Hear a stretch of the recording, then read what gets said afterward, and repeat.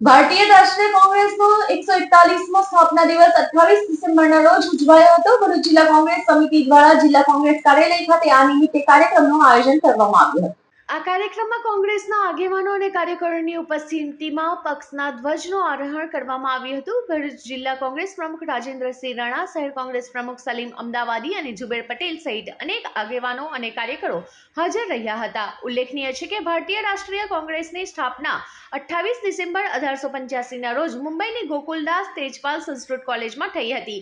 કોલકાતાના વ્યોમેશચંદ્ર બેનર્જી પણ પક્ષના પ્રથમ પ્રમુખ હતા, જ્યારે નિવૃત્ત અંગ્રેજ અધિકારી એઓ હ્યુમક શાપક સભ્યોમાંથી એક હતા। સ્થાપના દિવસ નિમિત્તે આગેવાનોએ દેશની આઝાદીમાં કોંગ્રેસના યોગદાનને યાદ કર્યું હતું અને લોકશાહી મૂલ્યોને મજબૂત કરવાની પ્રતિબદ્ધતા વ્યક્ત કરી હતી।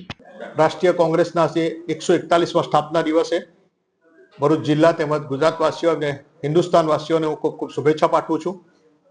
1885માંથી સ્થાપના થઈ આજે 141 વર્ષ પૂર્ણ થાય છે, ત્યારે 141 સ્થાપના દિવસ છે, ત્યારે હું બધાને શુભેચ્છા પાઠવું છું।